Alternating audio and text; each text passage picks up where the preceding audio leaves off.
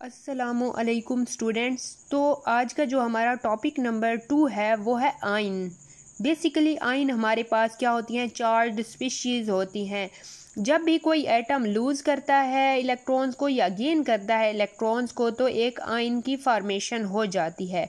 अब वो आयन अगर इलेक्ट्रॉन की एडिशन होगी तो वो नेगेटिव आयन होगा, और अगर इलेक्ट्रॉन्स रिमूव हुए हैं तो वो कैटायन होगा। तो टाइप्स ऑफ आयन हमारे पास कितनी तरह के होते हैं? 2 तरह के होते हैं, कैटायंस और एनायंस। एक्सप्लेनेशन में जब जाते हैं हम, तो कैटायंस जो होते हैं ये पॉजिटिवली चार्ज आयंस होते हैं, और ये तब बनते हैं हमारे पास जब एटम क्या करता है, लूज़ करता है इलेक्ट्रॉन्स को, रिलीज़ करता है।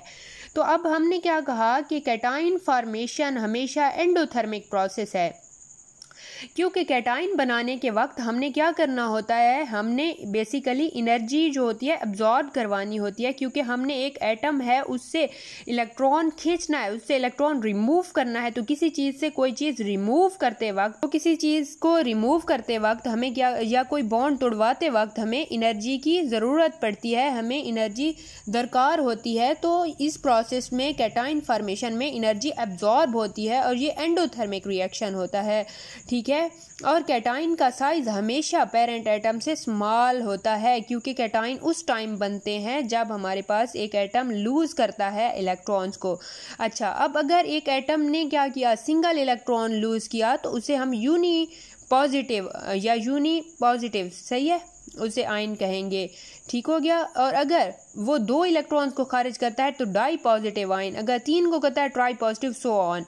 उसके बाद अब हम देखते हैं कि कैटायंस की एग्जांपल्स हमारे पास ये के पॉजिटिव पोटाशियम आयंस को रिप्रेजेंट कर रहा है, कैल्शियम आयंस है, मैग्नीशियम आयंस, इसी तरह पॉजिटिव आयंस जितने भी होंगे ये हमारे पास कैटायंस होंगे।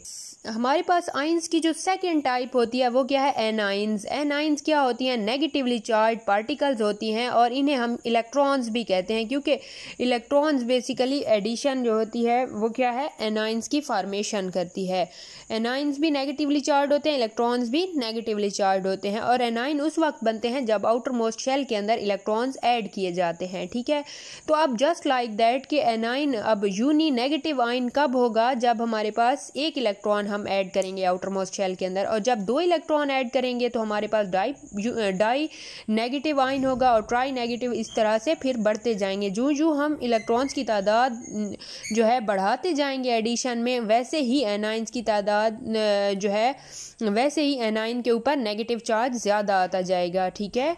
अब एनायन फॉर्मेशन हमने पढ़ा कि ये एक्सोथर्मिक रिएक्शन है, क्योंकि एनायन देखें उस टाइम बन रहे हैं हमारे पास जब एनर्जी हमने क्या है, रिलीज़ करवाई है, इसलिए हम इसे क्या करते हैं, एक्सोथर्मिक रिएक्शन। क्योंकि एनायन उस टाइम बनते हैं जब एडिशन ऑफ इलेक्ट्रॉन्स होती है to the outer most shell of an atom, means to say कि एनर्जी यहाँ पर फिर क्या होती है, रिलीज होती है, क्योंकि न्यू बॉन्ड्स फॉर्म हो रहे हैं, ठीक है, उसकी वजह से एक्सोथर्मिक रिएक्शन है। अब एग्जांपल्स ऑफ एनायंस देखते हैं, तो हमारे पास carbonate ion, PO4 ion, phosphate ion और सल्फेट आयंस, ये हमारे पास नेगेटिवली चार्ज आयंस हैं, इनको हम एनायंस कहते हैं। अच्छा, अब बॉन्ड फॉर्मेशन नेक्स्ट क्या है कि बॉन्ड फॉर्मेशन, जब भी कहीं बॉन्ड बन रहा होगा तो उसके लिए क्या होता है, जब बॉन्ड बनता है तो एनर्जी रिलीज होती है, और जब बॉन्ड ब्रेकिंग, हमें कोई बॉन्ड तोड़वाना पड़ता है तो उस टाइम हमें एनर्जी अब्जॉर्ब करवानी पड़ती है। तो इससे क्लियर क्या हुआ कि बॉन्ड फॉर्मेशन हमारे पास एक्सोथर्मिक रिएक्शन है, और बॉन्ड ब्रेकिंग हमारे पास एंडोथर्मिक रिएक्शन है। अच्छा, अब अक्सर ये क्वेश्चन पेपर्स में पूछा जाता है कि size of anion is greater than the size of atom, तो इसको थोड़ा एक्सप्लेन करें। तो size of anion, basically anion किस टाइम बनते हैं, जब हम इलेक्ट्रॉन्स को ऐड करते हैं outer most shell of an atom के अंदर, तो अब तभी साइज ऑफ एनायन जो होता है वो greater than the size of atom. क्यों? क्योंकि एटम के अंदर जो इलेक्ट्रॉन्स थे उसमें मजीद हमने इलेक्ट्रॉन्स, वैलेंस इलेक्ट्रॉन्स डाले हैं, तो फिर ही एनायन बना है, और फिर इसकी वजह से क्या होगा कि साइज ऑफ एटम बढ़ जाएगा। अच्छा, और फिर क्या है कि साइज ऑफ कैटायन, ये भी पूछा जाता है कि smaller than the parent atom, parent atom से साइज ऑफ कैटायन छोटा इसलिए होता है क्योंकि कैटायन हमारे पास उस टाइम बनते हैं जब इलेक्ट्रॉन आउटर मोस्ट शेल से क्या हो जाते हैं, रिलीज हो जाते हैं, तब cation formation, positive ions formation occur होती है, ठीक है। तो ये क्वेश्चन होप सो आपके क्लियर हो गए होंगे। उसके बाद क्या है कि एटॉमिसिटी अब क्या है, एटॉमिसिटी क्या है, बेसिकली ये छोटा सा एक टॉपिक है, तो एटॉमिसिटी ये है कि एक मॉलिक्यूल के अंदर जितने एटम्स पाए जाते हैं, एटम्स की तादाद को हम क्या कहते हैं, एटॉमिसिटी।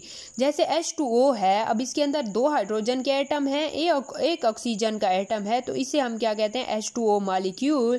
तो ये अब हमारे पास क्या है, एटॉमिसिटी है अब इस मॉलिक्यूल की। तो आई थिंक अब सब कुछ क्लियर हो गया होगा। आपको क्वेश्चन है इस टॉपिक से रिलेटेड तो आप काइंडली कमेंट बॉक्स में पूछ सकते हैं। और अभी तक आपने हमारा चैनल अगर सब्सक्राइब नहीं किया तो काइंडली सब्सक्राइब कर लें ताकि आपको हमारी सारी अपडेट्स मिलती रहें। हम इंशाल्लाह जो है FSC के सारे टॉपिक्स की जितना मुमकिन हो सकेगा हम वीडियो आसान अपलोड करते रहेंगे ताकि आप लोगों को काफ़ी सारा नॉलेज मिल जाए। Thank you.